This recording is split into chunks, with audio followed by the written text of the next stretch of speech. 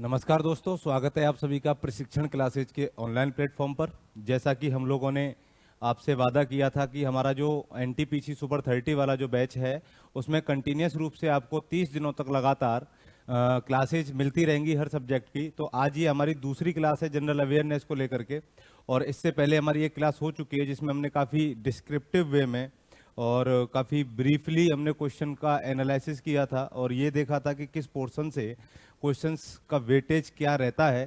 तो last class में mostly जो क्वेश्चंस है आपके वो सारे करंट अफेयर और जीके से संबंधित थे, और आज भी जीके में कई सारे पोर्शंस ऐसे आते हैं जैसे history, polity, geography, economy, environment, general science. और जनरल साइंस को फिर 3 पार्टों में हम लोग क्लासीफाई करते हैं, बायो, फिजिक्स, केमिस्ट्री।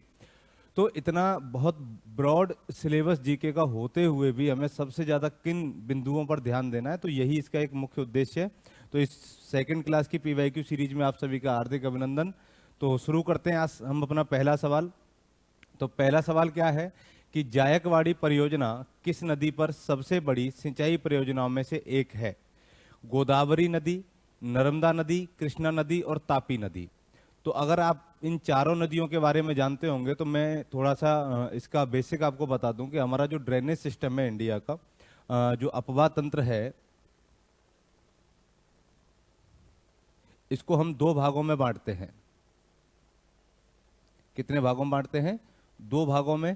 कि किसी भी देश में जो नदियां होती हैं ये वाटर रिसोर्स का एक महत्वपूर्ण संसाधन होती हैं, तो इनको अपवाह तंत्र की या ड्रेनेज सिस्टम की कैटेगरी में रखा जाता है।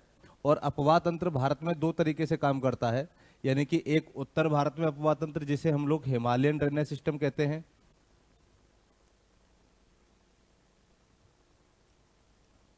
हिमालयन ड्रेनेज, और एक है आपका पेनिनसुलर। अब पेनिनसुलर ड्रेनेज सिस्टम क्या होता है?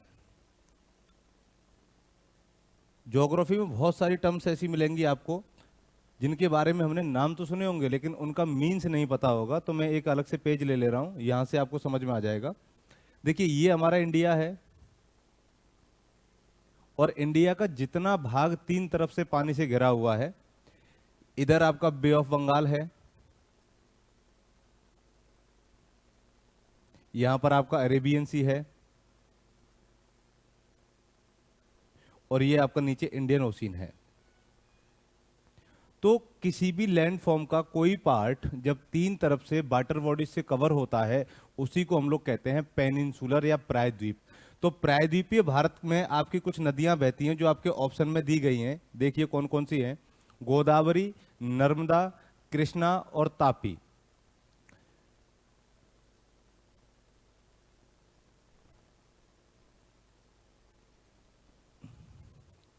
गोदावरी नदी जो है ये आपके महाराष्ट्र में महाबली त्र्यंबकेश्वर से निकलती है, त्र्यंबक पर्वत से निकलती है। इसके नीचे है आपकी कृष्णा नदी जो आपकी महाबलेश्वर से निकलती है, और कावेरी नदी जो है वो केरल, कर्नाटक और तमिलनाडु में बहती है। ये आपकी ब्रह्मगिरी की पहाड़ी से निकलती है। ये इनका ओरिजिन है, यानी कि जहाँ से इनका उद्गम होता है, और इनका जो निकास एग्जिट जो होता है वो बे ऑफ बंगाल में होता है, और लास्ट में चल के ये अपने आसपास की भूमि को काटती हैं। इसीलिए बंगाल की खाड़ी में जितनी भी नदियां गिरती हैं वो सब डेल्टा का निर्माण करती हैं। लेकिन इसमें एक रिवर ऐसी है जो ईस्ट से निकलती है और खंबात की खाड़ी में गिर जाती है, इसको हम लोग कहते हैं नर्मदा नदी। ठीक है, तो ये 4 नदियां हैं, चारों की चारों नदियां आपकी प्रायद्वीपीय भारत की नदियों की या प्रायद्वीपीय उपमहाद्वीप तंत्र के उदाहरण हैं। तो इन्हीं में से गोदावरी नदी पर, यानी कि यहां पर आपकी गोदावरी नदी है महाराष्ट्र में, और महाराष्ट्र में एक जगह पड़ती है आपकी औरंगाबाद। महाराष्ट्र में औरंगाबाद में ही जायकवाड़ी परियोजना का उद्घाटन किया गया था, जो गोदावरी नदी की सबसे बड़ी परियोजनाओं में से एक है।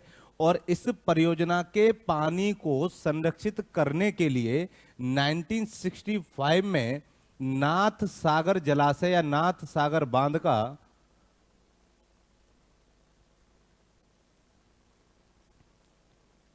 निर्माण किया गया। और इस परियोजना के लिए उस समय भारत सरकार का जो बजट था लगभग 4700 करोड़ रुपए का बजट था। तो महाराष्ट्र की, या ये कहें कि गोदावरी नदी पर स्थित सबसे बड़ी बहुउद्देशीय नदी घाटी परियोजना कौन सी है, तो वो जायकवाड़ी परियोजना है। और जायकवाड़ी परियोजना महाराष्ट्र के औरंगाबाद जिले में स्थित है। कहां पर स्थित है ये? औरंगाबाद जिले में।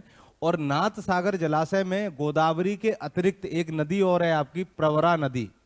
तो प्रवरा नदी का जल भी कहां ला करके संरक्षित किया जाता है? क्योंकि महाराष्ट्र में बहुत सारी भूमि ऐसी है जहां मानसून के द्वारा वर्षा नहीं होती है, क्योंकि जो महाराष्ट्र की स्थिति है, भौगोलिक स्थिति, वो इस तरीके से है कि पश्चिमी घाट जो है वो इसकी पहाड़ियों को लेकर के क्या करता है कि जो मानसूनी हवाएं आती हैं वो वेस्ट में ही उनको रोक लेता है। तो पश्चिमी घाट के पश्चिमी तट पर आपकी क्या होती है, मानसून के द्वारा काफी अधिक वर्षा होती है। लेकिन जस्ट उसी के बगल में अगर हम देखें ईस्टर्न कोस्ट या पूर्वी घाट जो है, वहां वृष्टि छाया क्षेत्र पाया जाता है। और वृष्टि छाया क्षेत्र का मतलब होता है कि ऐसा क्षेत्र जहां पर वर्षा 60 सेंटीमीटर से भी कम होती है, ऐसे क्षेत्र को हम क्या कहते हैं? वृष्टि छाया क्षेत्र कहते हैं। जैसे मैं अगर एग्जांपल बताऊं कि मुंबई और पूना दो ऐसे शहर हैं जो एक ही लैटिट्यूड पर स्थित है, मुंबई और पुणे। लेकिन ये आपका अगर वेस्टर्न घाट है तो मुंबई जो है वो आपके वेस्टर्न घाट के भी वेस्ट में है, और पूना जो है वो वेस्टर्न घाट के ईस्ट में है। तो मानसूनी पवनें जब आती हैं तो मुंबई में सबसे ज्यादा वर्षा करती हैं, जबकि पूना में वर्षा जो होती है वो 60 सेंटीमीटर से भी कम हो जाती है, जबकि मुंबई में जो वर्षा होती है वो 600 से 700 सेंटीमीटर होती है। इसीलिए महाराष्ट्र में जल की आवश्यकता, सिंचाई की आवश्यकताओं की पूर्ति के लिए बहुत सारी बहुउद्देशीय नदी घाटी परियोजनाएं लॉन्च की गई, और उन्हीं में से एक परियोजना है आपकी जायकवाड़ी परियोजना, जो कहां पर स्थित है? गोदावरी नदी पर महाराष्ट्र में स्थित है, औरंगाबाद जिले में। तो इसका जो हमारा राइट आंसर होगा पहले क्वेश्चन का क्या हो जाएगा? गोदावरी नदी। अब नेक्स्ट क्वेश्चन पर आते हैं हम लोग। आप लोग ये पीपीटी भी सेव करते जाइए, स्क्रीनशॉट लेते जाना, क्योंकि बहुत सारे पॉइंट्स आपको इसमें ऐसे मिलेंगे जो किताबों में नहीं हो सकते हैं, और कई बार एग्जाम में पूछ लिए जाते हैं, या ओरली कई बार मैं ऐसे पॉइंट्स बोलूंगा जो नहीं मिलेंगे। देखिए अगला क्वेश्चन है, which of the following is the largest glacier in India? निम्नलिखित में से कौन सा भारत का सबसे बड़ा ग्लेशियर है? तो भारत का सबसे बड़ा glacier Gangotri glacier, Drang Drung glacier, Siachen और सफात ग्लेशियर।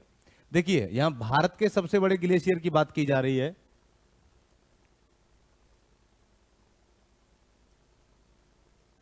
तो भारत का सबसे बड़ा जो ग्लेशियर है वो सबको पता है कि हमारा सियाचिन ग्लेशियर है। कौन सा है? सियाचिन ग्लेशियर। और इस सियाचिन ग्लेशियर की जो ऊंचाई है लगभग 5753 मीटर है। इसकी जो ऊंचाई है वो कितनी है? 5753 मीटर। और ये ग्लेशियर, आपने एक नदी का नाम सुना होगा, नुब्रा नदी। तो सियाचिन ग्लेशियर आपका नुब्रा नदी घाटी में स्थित है।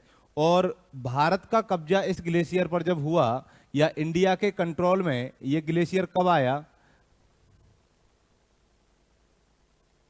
1984 में ये ग्लेशियर पर इंडिया का कंट्रोल हो गया था। और यहां से भारत क्या करता है कि पीओके में जितनी भी हमारी सूचनाएं होती हैं सीमा सुरक्षा को लेकर के, वहां पर बहुत अच्छे तरीके से वो अपनी पकड़ बना पाता है। और इसके अलावा जो हमारा सबसे ऊंचा, या ये कहें कि हमारा सबसे उत्तरी बिंदु जो है इंदिरा कॉल, भारत का सबसे उत्तरी बिंदु,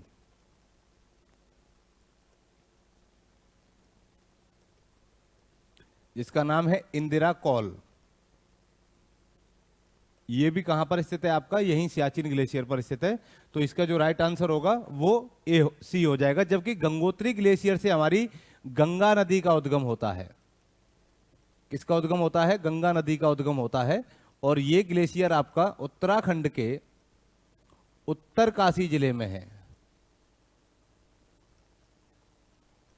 कहां पर स्थित है? उत्तराखंड के उत्तरकाशी जिले में। अगला सवाल क्या है आपका?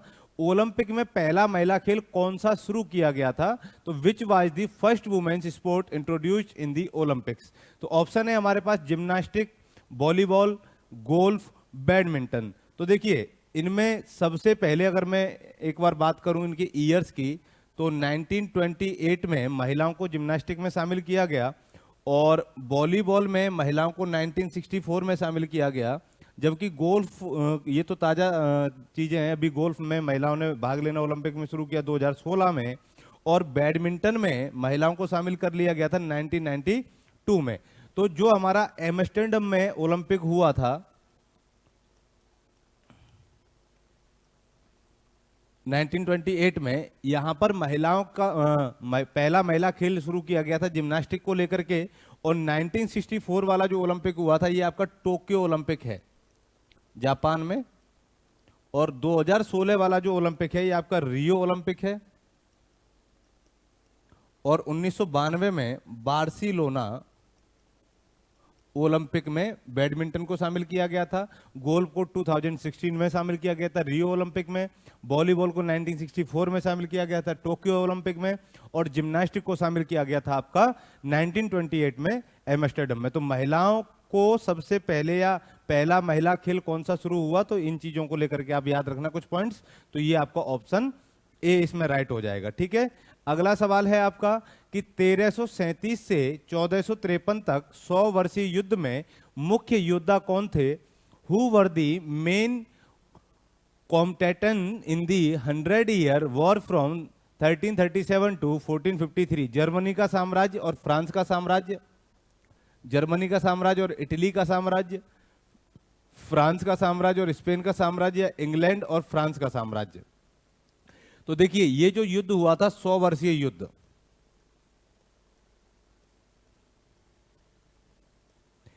ये फ्रांस की राजगद्दी को लेकर के हुआ था। और ये इंग्लैंड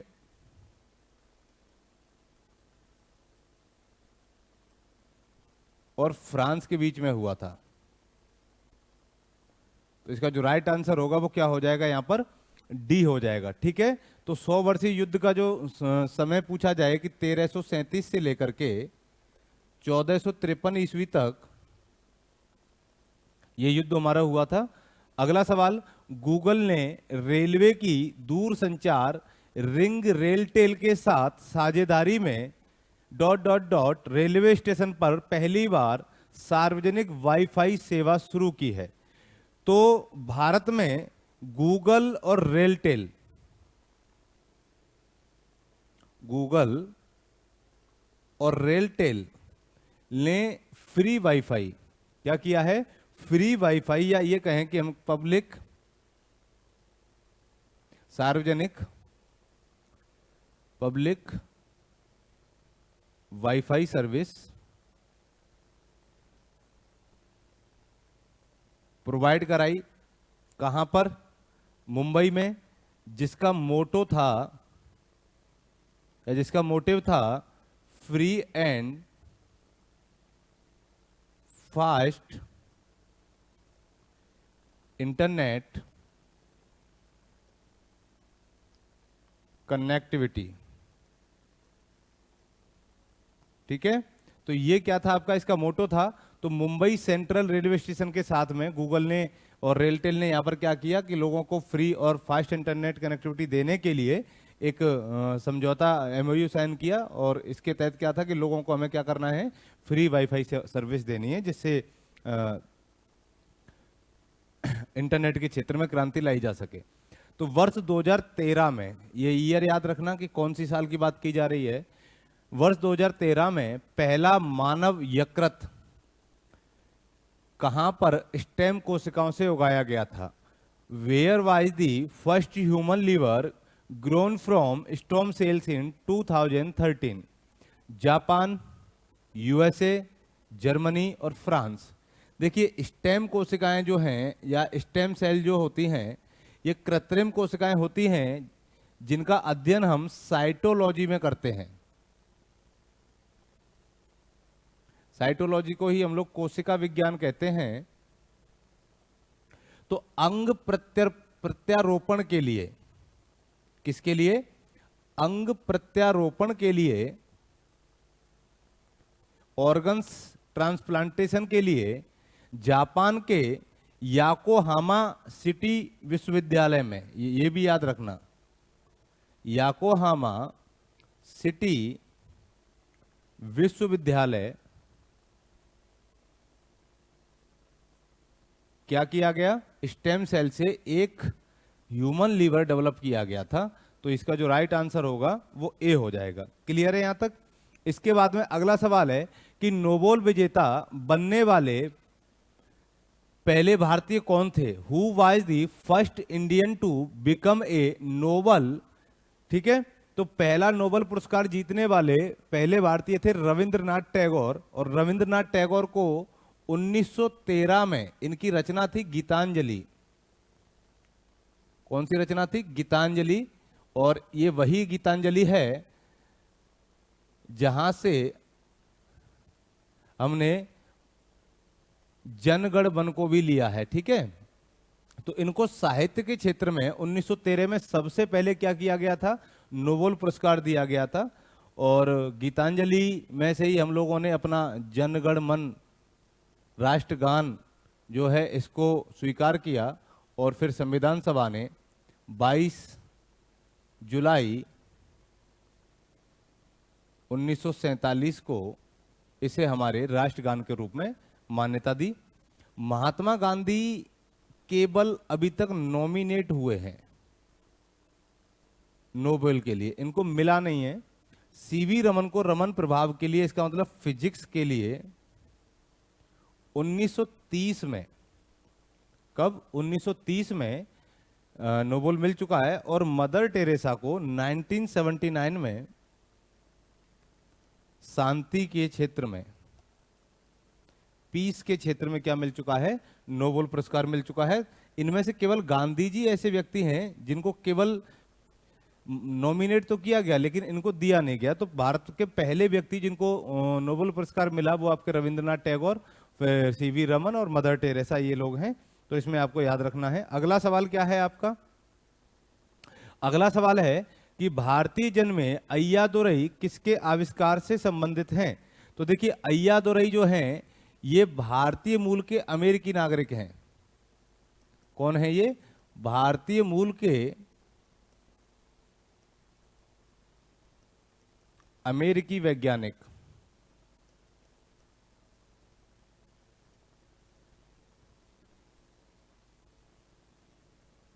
इन्होंने ईमेल की खोज की थी, ठीक है, इलेक्ट्रॉनिक मेल सिस्टम इसका पूरा नाम है।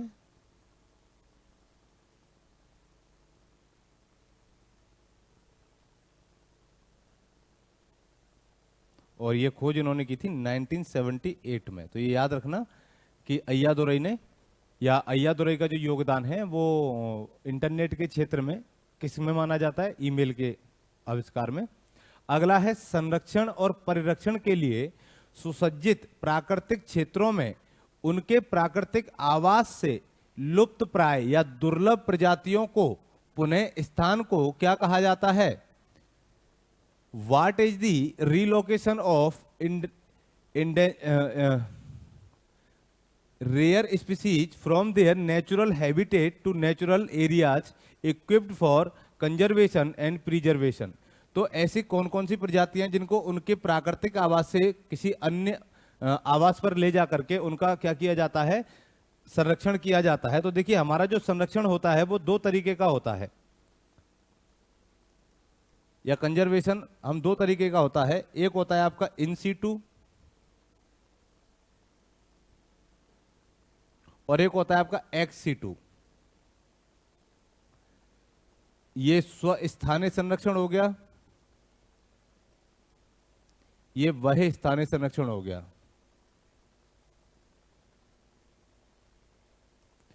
स्वस्थानीय का मतलब होता है कि प्राकृतिक आवास में ही संरक्षित करना, और बहिस्थानीय का मतलब होता है कि कृत्रिम वातावरण प्रदान करके उनको संरक्षित करना क्या कहलाता है? बहिस्थानीय संरक्षण या एक्स सीटू कंजर्वेशन कहलाता है। इसके अंतर्गत आपका जैसे हमारे जू हो गए, चिड़ियाघर, सीड बैंक हो गए, ठीक है, बीज बैंक, सीड बैंक हो गए, जीन बैंक हो गए आपके, बॉटेनिकल गार्डन हो गया, ये सारी चीजें आती हैं। और स्वस्थानीय में आपके नेशनल पार्क और बर्ड सेंचुरी।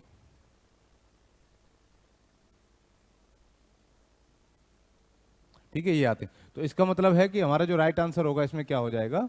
एक्स सीटू संरक्षण हो जाएगा कि उनको प्राकृतिक वातावरण से उठा करके अन्य दूसरे स्थान पर क्या किया जाता है, उनको संरक्षित किया जाता है। अगला है आपका भारतीय संविधान के मौलिक कर्तव्य को किस देश से लिया गया। तो मौलिक कर्तव्यों को कहां से लिया गया है, तो देखिए हमारे जो मौलिक कर्तव्य हैं ये हमारे मूल संविधान में शामिल नहीं थे।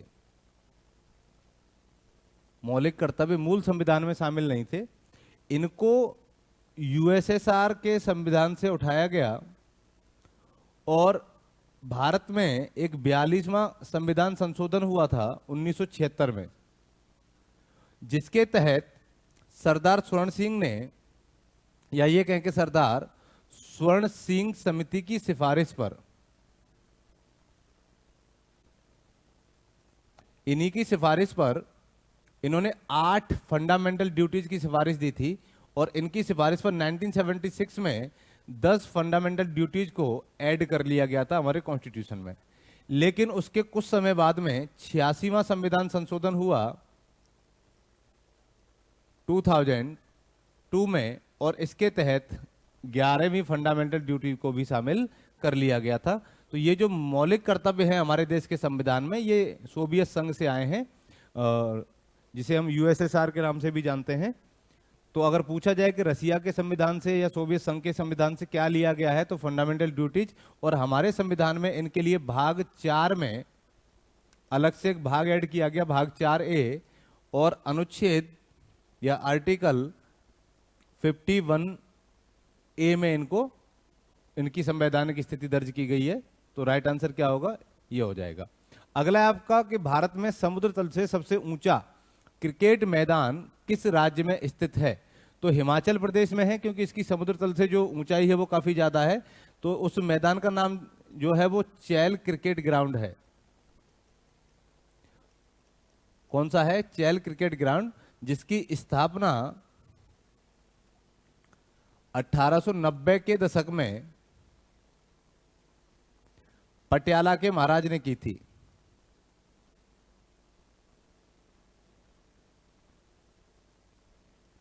किसने की थी, पटियाला के महाराज ने की थी। क्लियर, इतना याद हो जाएगा आपको। और इसके बाद में एक चीज और याद रखना कि जो हिमाचल प्रदेश है इसकी समुद्र तल से जो ऊंचाई है वो बहुत ज्यादा है। और पटियाला के महाराज का नाम भी पूछ लिया जाए तो बता देना कि राजेंद्र सिंह जी थे जिन्होंने इसकी स्थापना की थी। और इसकी जो ऊंचाई है समुद्र तल से वो 2444 मीटर ऊंचाई पर स्थित है, इसलिए ये भारत का क्या हो जाएगा, सबसे ऊंचा क्रिकेट ग्राउंड हो जाएगा। अगला क्वेश्चन, वर्ष 2016 में इसरो ने ... में भारतीय रेलवे के लिए प्रथम उपग्रह आधारित चेतावनी प्रणाली का परीक्षण किया था। तो उपग्रह आधारित चेतावनी प्रणाली का जो परीक्षण किया था वो मुंबई में किया था। और इसका सीधा सा उद्देश्य इतना सा था कि जब बहुत ज्यादा फॉग या कोहरे की स्थिति आ जाती है तो इसरो क्या करेगा कि अपने सैटेलाइट्स के माध्यम से उनको पूर्व चेतावनी देगा ताकि सुरक्षित परिचालन रेलवे के लिए बनाया जा सके। तो इसका मुख्य मोटिव यही था। तो 2016 में मुंबई में क्या किया गया, भारतीय रेलवे के लिए प्रथम उपग्रह आधारित चेतावनी प्रणाली का परीक्षण किया गया था। वर्ष 1831 में जब ...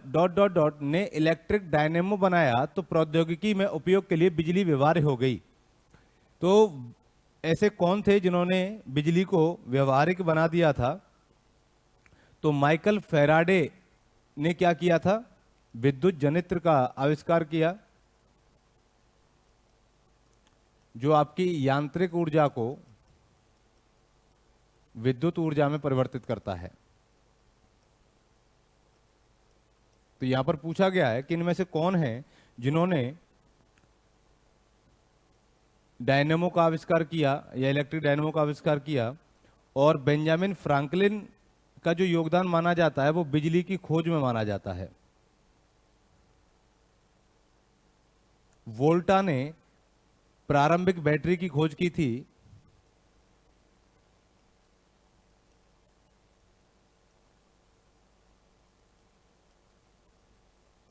और थॉमस एडिसन ने विद्युत बल्ब की खोज की थी, ये तो सब जानते हैं। और इस प्रारंभिक बैटरी का नाम था वोल्टाइक पाइल। ठीक है, तो इसका जो राइट आंसर होगा वो सी हो जाएगा। इसके बाद अगला सवाल कि हवा में निम्न में से कौन सी गैस पीतल के मलिनीकरण के लिए उत्तरदायी है। तो इनमें से कौन सी गैस है जो पीतल के मलिनीकरण अर्थात उसके काले रंग के लिए उत्तरदायी हो जाती है। तो वो गैस है आपकी हाइड्रोजन सल्फाइड। कौन सी है? Hydrogen sulphide, option A. जो पीतल होता है आपका ये कॉपर और जिंक से मिलकर बनता है, और ब्रोंज के साथ में जब हाइड्रोजन सल्फाइड गैस H2S का मिश्रण होता है तो ये इसको Cu2S, या इसका मतलब हाइड्रोजन सल्फाइड में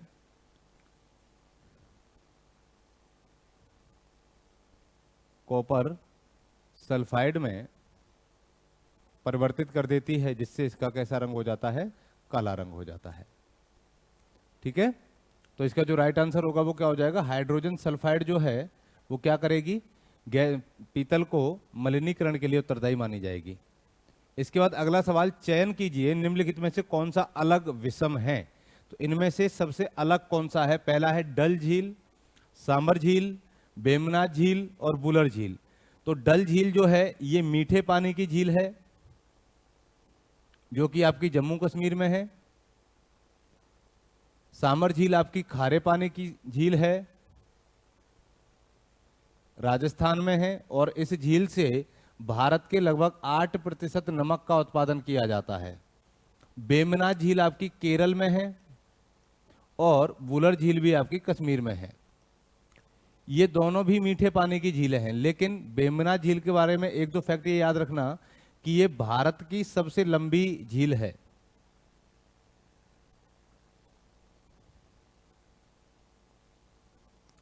और केरल की सबसे बड़ी।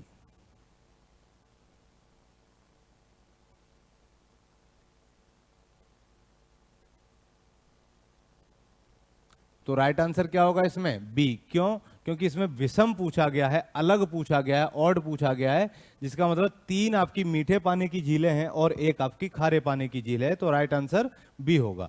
अब हमारा आज का लास्ट क्वेश्चन कि भारत का राष्ट्रीय आदर्श वाक्य सत्यमेव जयते, ठीक है, प्राचीन भारतीय शास्त्र का एक मंत्र है। तो ये कहां से लिया गया है? तो ये मुंडक उपनिषद से लिया गया है, जिसे हम लोग मुंडकोपनिषद कहते हैं। ठीक है, तो इसका राइट आंसर क्या होगा? तो इस तरीके के सवाल आ जाते हैं।